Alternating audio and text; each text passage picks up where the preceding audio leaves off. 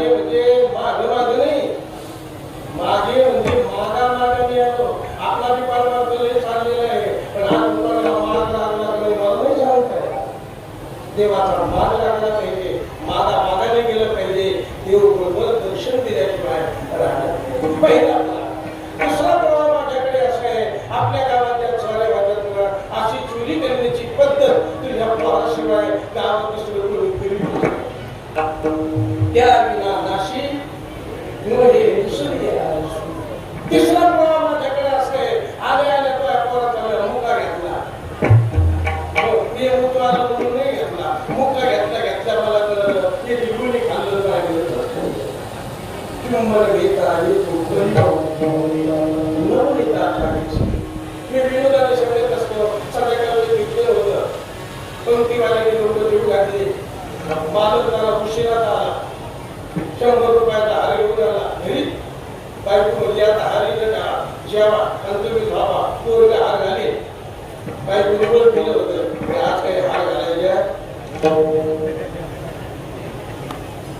बायको म्हणजे तुम्ही घरीच राहा, तुम्हाला असं कसं होईल, पाठीची करून जाते, मला करावं लागेल. काही मित्र काय म्हणतील, हार घेऊन आला. महाराजांच्या तोंडाला तुम्ही जवळ आलं, हार घालायला लागला. तेव्हा महाराजाला कळलं, चुंबन घेता कशाला तुमच्या घरात आला म्हणून कमीत कमी महाराजाला हार घालायला तरी येऊ नका.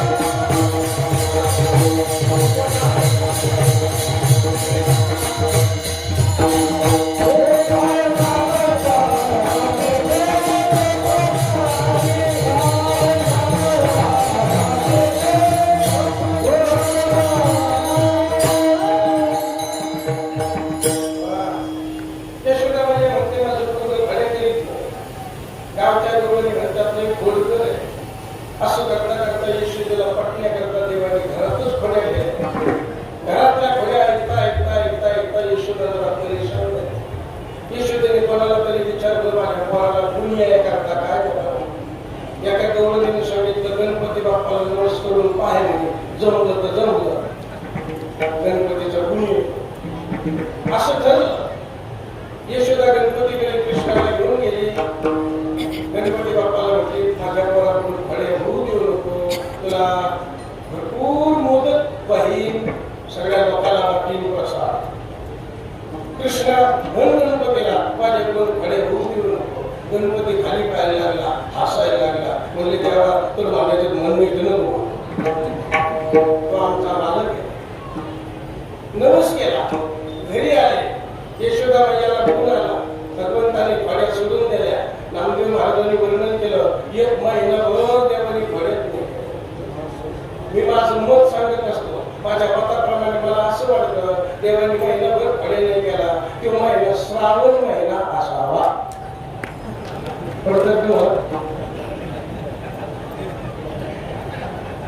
तो श्रावण महिना असावा. फळ्या बंद, सकाळीच गार पाण्याने आंघोळ, ओम नमः शिवाय, महिनाभर फळ्या बंद सगळ्या.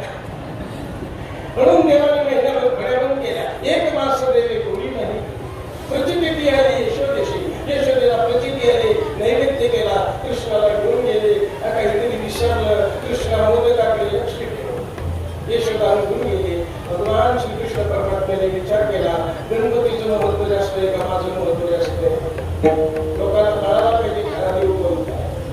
लोकांना खरा देव कळत नाही म्हणून कोणाच्याही मार्गाला याच्याकरता हे चरित्र नीट ऐकत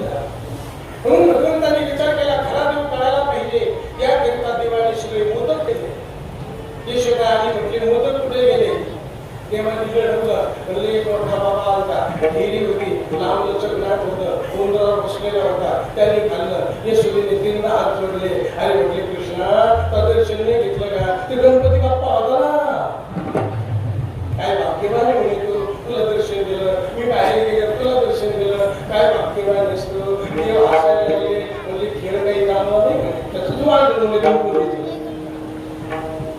यशोदा म्हटले, माझ्या हाताने तुम्ही वाटेचा नैवेद्य दाखवते, मी आत्ता घेऊन येते. आणि मग गणपती बाप्पाचा विचार देवाने केला. आता या गणपतीला शिल्लक ठेवीत नाही, तर अगदी गणपतीला आपल्या स्वरूपात लीन करून टाकले. मग यशोदा आली, विचारायला लागली, गणपती कुठे गेला? कृष्ण म्हणतो, मला काय माहित कुठे गेला. अर्जुन आगाला असेल कुठे. मग यशोदेचा पारा चढला. अरे म्हटले, नाही मला आता तुझा संशय यायला लागला. मोदक तोच खाल्ली असती आणि गणपती तोच खाल्ला. आग गेल्यानंतर अनंत ब्रह्मांड उतरली. गणपती देवाच्या पोटात गेला. त्याचा अर्थ काय? त्याचा अर्थ असा, पितळाचा गणपती खाल्ला म्हणे नाही. पितळाचा जर गणपती खाल्ला असता तर तेव्हा घरात द्यावा लागला असतं जेव्हा. पितळाचा गणपती खाल्ला नाही. त्याचा अर्थ लक्षात ठेवायचा. असे गणपती, असे देवदेवता, सर्व इंद्रचंद्र ब्रह्मा हे सगळे गणपती परमात्म्याच्या स्वरूपात आहे. एक अखिल कोटी ब्रह्मांड एक परमात्मा श्रीकृष्ण परमात्मा जर आपल्याला कळाला, चतुर्थ धर्याची गरज नाही.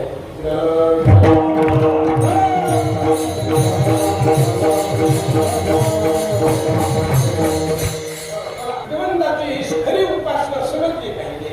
एक विधपणा कळाला पाहिजे. त्याकरता भगवंताच्या पोटात सगळे देव देवता आहे, ही त्यातली मार्मिकता आहे.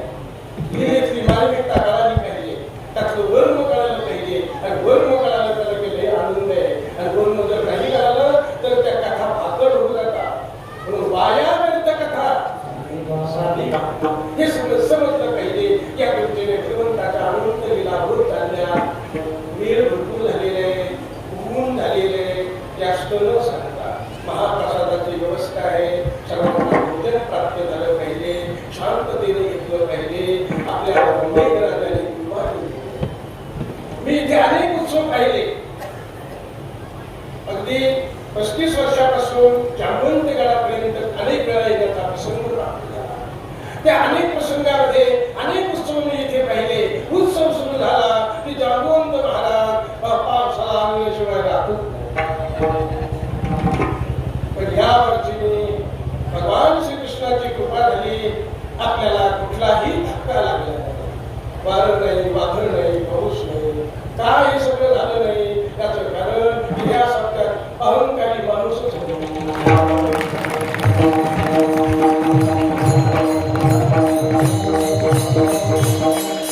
अहंकारी माणूस जर आला असता तर नक्कीच इंद्राने विघ्न केलंच असतं.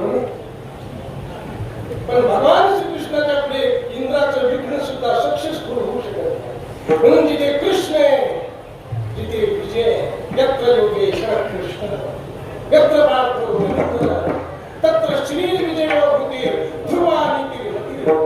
या दृष्टीने विजय नाम अर्जुन विख्यात आहे.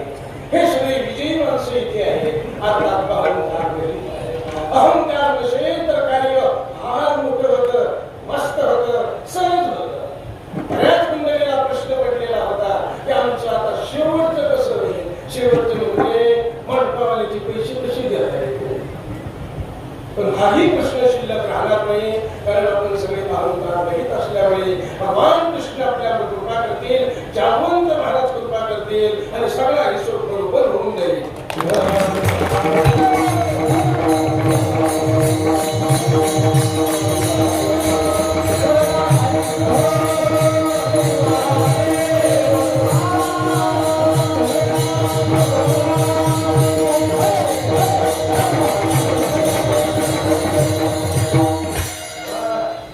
आमचे मृदंगाचार्य सुद्धा अहंकार किती काही वाजी देव. झाडगिरी सुद्धा